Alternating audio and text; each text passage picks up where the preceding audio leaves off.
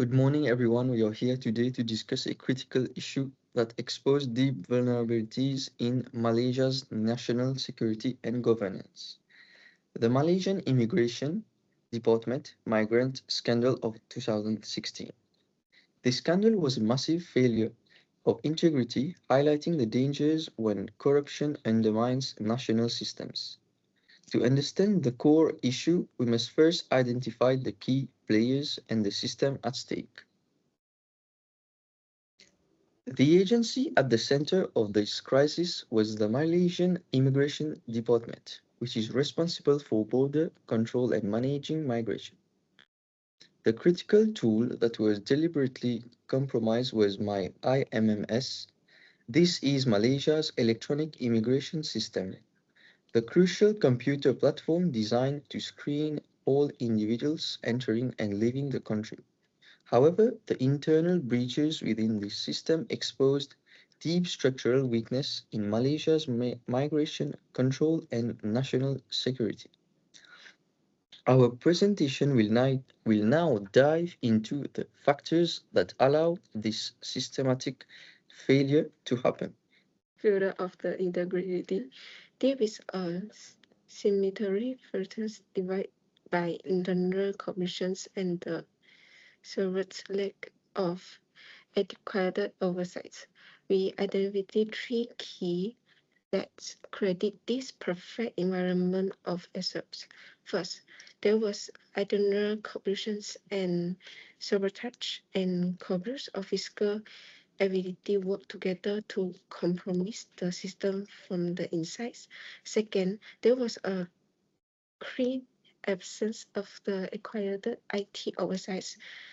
The security and the administration of the MyIMS system was not properly monitored or protected. And finally, there was a serious lack of accountability mechanisms. This means the department still feel they could commit their crimes without fear of immediate or credit punishment. And my college and media will now detect accelerate how this internal settlement was carried out. Building on that point, the most shocking aspect was the deliberate internal sabotage that allowed security to be bypassed. This criminal activity centered on the immigration counters at the Kuala Lumpur International Airport (KLIA). Officers at the airport deliberately caused disruption in the MyIMS system. What was their goal? The goal was to force immigration officials to abandon the computerized system and use manual passport processing. This allowed them to easily bypass the computerized security checks, which is where they accept bribes to allow illegal migrants to enter the country. The scale of this corruption network was staggering. This wasn't just a few rogue officers, it was a highly lucrative criminal enterprise. So the entire syndicate operation is estimated to have siphoned off over 1 billion ringgit through these legal activities. Think about that, over 1 billion ringgit. The individual's profit were also immense. Corrupt officers involved in facilitating illegal visas and permits may have accumulated up to 18 million in bribes over just 2 years. The mechanism was simple. Officers accept bribes ranging from 200 ringgit to 2,500 ringgit per individual migrant, and this was systematized through a specific scheme called counter setting. Certain immigration counters were secretly designed for migrants who had paid bribes, ensuring they could bypass the necessary security checks without issue. So, as Kofi Annan once said, if corruption is a disease, transparency is a central part of its treatment. Now, let's look at the consequences and accountability. The public exposure of the scandal led to immediate action. In total, over 100 individuals were investigated. This included not just the immigration officers, but also external vendors and syndicate members. In terms of direct accountability for the immigration department staff, the disciplinary action was significant. 15 officers were dismissed, 14 officers were suspended.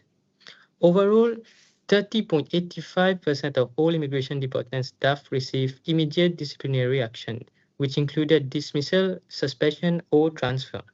However, the damage was already done. The failure of border control exposed Malaysia to severe national security risk, particularly facilitating human trafficking and criminal infiltration. Had a deep impact on the nation. Um, our human trafficking was facilitated.